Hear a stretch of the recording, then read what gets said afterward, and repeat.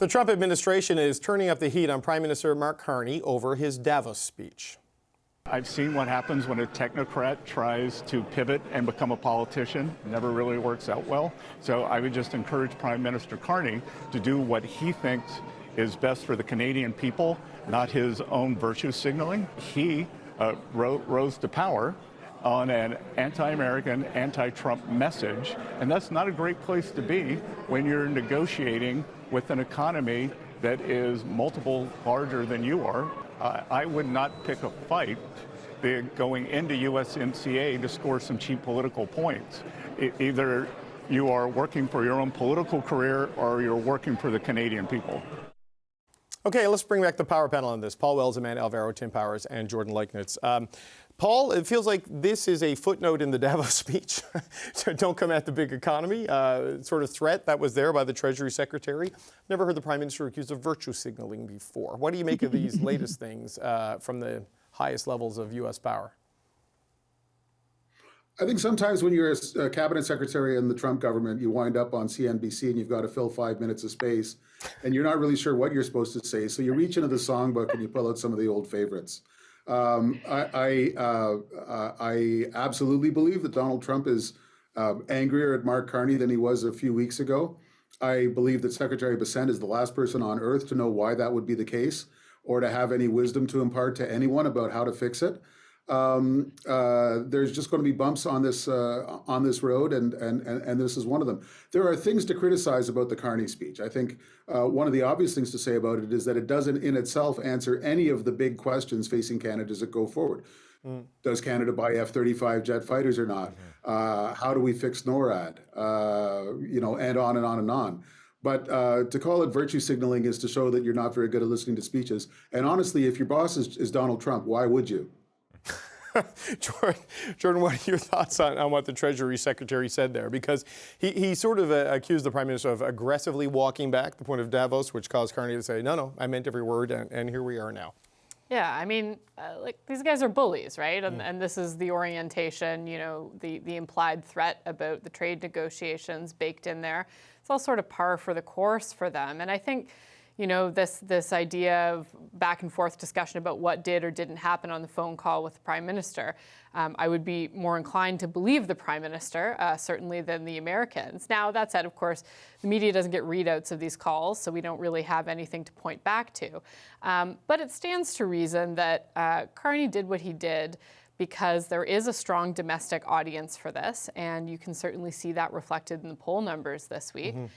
So it's actually a little bit the inverse, of course, of what Bessent was talking about. And I agree with Paul. I mean, I think he gets in front of the camera and he likes to talk, and this threatening Canada is part of the liturgy for this Trump government. Yeah, Tim, I mean, look, we don't know what happened in that call, but this U.S. administration, with the things they say about Minneapolis and everything else, you have a bias towards maybe the Canadian view on what actually happened there. I mean, what are your thoughts on what we're hearing from the Treasury Secretary in terms of where this leaves the relationship between Well, they have one playbook, these guys, and it's not just with Canada; it's everywhere else. You don't do it. Hey, don't do that. You're gonna suffer. You're gonna pay the price. I mean, they're bullies, as Jordan just said.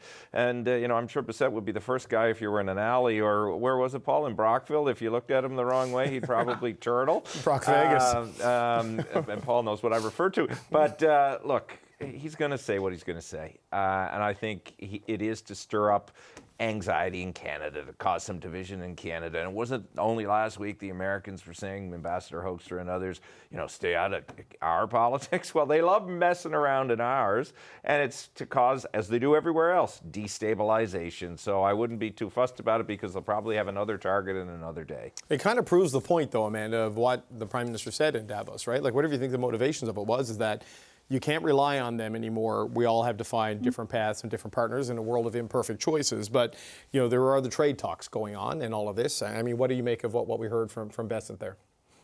And you're starting to hear Carney use the term 12 trade deals, 4 continents in 6 months. So starting to really solidify for Canadians, what does this look like? If we're going to, not rely on one single trade partner, we're going to diversify to other markets. What does it look like in numbers? And I think those metrics matter to Canadians. Obviously, the speech, like the standing ovation alone, and then the international accolades that followed was recognition that this is somebody who understands trade, who understands markets, who understands global risk, maybe better than anyone on the world stage right now. And has that gotten under the skin of Trump? Well, of course it has. But maybe that puts us actually in a position of strength versus a position of weakness.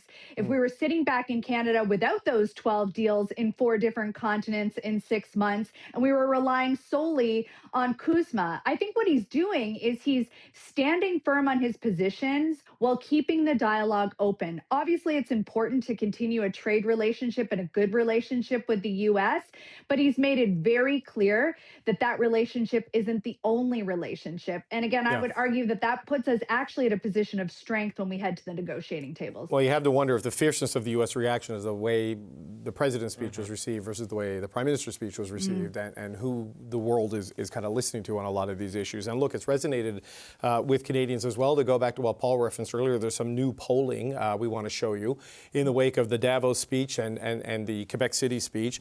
Leger conducted a survey for Post Media. It was in the National Post that found the Liberals under Mark Carney have jumped to 47%. It came entirely at the cost, it seems, of the Bloc Québécois and the NDP, as Conservatives gained 2 points and are now at 38%. And I just want to tie that, a 9-point Liberal, a 47% Liberal vote share would be a massive majority.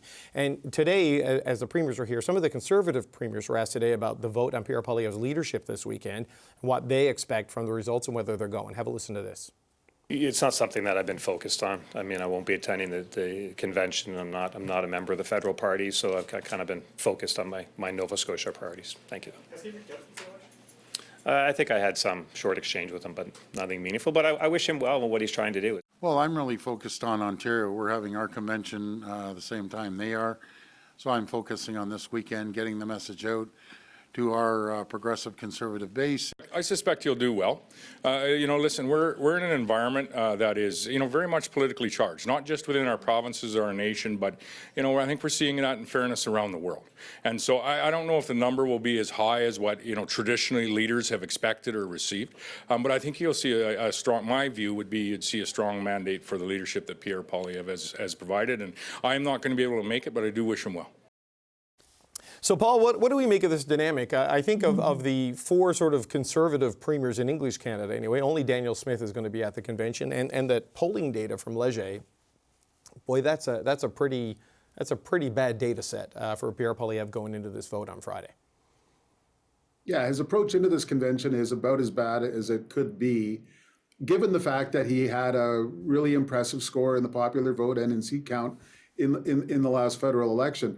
Very little since that election has gone well for him, starting with the fact that he didn't win his own seat, and that lost him, essentially a fiscal quarter, getting his butt back into the House of Commons. Everyone is sort of keeping their distance from him until they see how the vote goes. Assuming he gets a satisfactory amount of support from voters in this review, really the rest of Pierre Poilievre's political career starts the next day. Everyone is on hold until they can see whether he's going to be the Conservative Party leader over the medium term. Tim, David Coletto has some polling out this week as well that sort of talks about essentially, as we've discussed in the show, that Poilievre has raised the floor of the ceiling, raised the floor of the party, but maybe also lowered the ceiling. And when you look at what's driving a lot of the swing voters in Canada right now, foreign policy and geopolitics are playing a role that I haven't seen probably since the post-9/11 period, and that's what people are seized on, and it's not something that Conservatives talk about. They do have their good issue set for their base, but to grow, they need to get into this conversation. Well, and I'm sure Poilievre will take some comfort that the Prime Minister started the week talking about affordability, because to Poilievre's credit, that has been one that he's carved a huge audience out for, and he still has a lot of those younger supporters. You follow a lot of the stuff on social media. Sometimes there's useful things there, and you get a sense of who the younger Conservative supporters are, who are still very adamant that Pierre Poilievre is their guy. I would add something to Paul said. It's not just the leadership review number.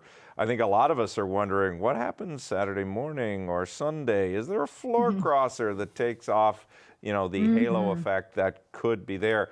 On the premiers, look, I wouldn't make more of that than it is. I've got a few Conservative conventions under my belt, and it's pretty common that there aren't premiers there. There are times one may show up in a region, but it's not a common practice, a regular practice that's sitting premiers. They are all cheerleading the Liberal Premier of Canada, Prime Minister of Canada. Well, whether they were doing it as overtly as they are now or in the past, they didn't tend to go to these events for a whole bunch of different reasons. So that one isn't that odd. I mean, look, I think it's important for Conservatives to get together this weekend in Calgary. I think they do have, to your question on foreign policy, I think they do have to find a way to get into that debate in a responsible way. They're more hamstrung than past Conservative leaders will. You and Paul and Amanda and Jordan will remember, I mean, Stephen Harper did have the ability to travel to different jurisdictions. Brian Mulroney went and visited Ronald Reagan. If Pierre Poilievre got within, a district of Donald Trump, his political career would probably be over. So the bona fide building that you used to do is harder to do, but they have to find a way in there to offer support at the right time, but also some critique on what policy choices ought to be. Jordan, how do you see it? Because, Tim talked about, the Prime Minister talking about affordability at the start of the week. This was a real problem in the latter days of the Trudeau government, that they couldn't get in on the issues that Poilievre was driving the narrative on. The Liberals, whether it works or not, they have things they can say. We're doing this on housing, we're doing this here. The Conservatives are very quiet on a lot of the geopolitical stuff. Does that matter, or is it just the vibe check, as Paul sort of described it earlier? Well, I think it does matter because, when you talk about what the ceiling on Poilievre's support is, it's his inability to step into that role that's a little bit more prime ministerial on some of those questions. That has been a limiting factor for him. And, particularly when you look at groups of voters that he would need to win over, hypothetically, to form government, like women, that's really what a lot of those voters are looking for. And you saw him change tact a little bit this week when he wrote to the Prime Minister and indicated that, he complimented him on the speech, and he said that, he would be willing to support the government in some of the work they're doing with the United States. Now, we'll see if that sticks. We've had other moments where Poilievre has tried to change course a little bit, and it hasn't really lasted very long. Ultimately, I think the greatest danger that he faces is not at the convention. It's from within his own caucus after the convention. If there are indeed more floor crossers, and if it seems like he's not able to really get his hands around that question, then there could be those in his own team who would want to push him out. But the challenge on affordability, on the other hand, for the Prime Minister is really significant. And I don't know, honestly, how much the announcement this week is really going to help. The housing stuff is very far off. He continues to really, again, in public opinion surveys, you can see that those issues are very top of mind for Canadians, but most people don't think the government is making a lot of progress on them. So they're not wrong issues for the Conservatives and other opposition parties like the NDP to be talking about, because that's where a lot of Canadians are at. But right now, with Trump, that's just blotting out the sun for a lot of voters. Yeah, and a lot of people see solving the Trump issue as a way of solving some of those structural issues, right? Because of their jobs are on the line, their economic well-being is on the line. But, Amanda, it was a good issue set for Mr. Poilievre in the last election, and they had a turnout strategy in the election that just didn't work because of the changing circumstances caused by the U.S. So, what do you make of what we're seeing there in the Leger numbers? Because 47 to 38 is a pretty big gap, and you're actually approaching 50% support in public opinion. Yeah, I mean, I think there's a few things. I think Poilievre's leadership is popular inside the room, but I think it's increasingly polarizing outside of it. So he's doing well with his base. He's always done well with his base, but he doesn't have that broader appeal. And at the same time, Carney is enjoying broader appeal. I think it's interesting that Carney seems to be cutting through some of those traditional partisan lines, attracting what appears to be, an older voter set, those who are economically focused, centrist. And at the same time, obviously, he's getting all of these international accolades, and that often changes or solidifies domestic perception. So he's getting a lift off of everything that's happening internationally as well. But I would say the broad appeal factor is going to be, the tough spot for Poilievre. He has never shown himself to be able to pivot. He has never shown himself to be able to become appealing to a broad section of Canadians. And I don't see that happening anytime soon. So, Paul, I'm going to come to you for the last word on this. As a guy who's written a couple of books about Stephen Harper.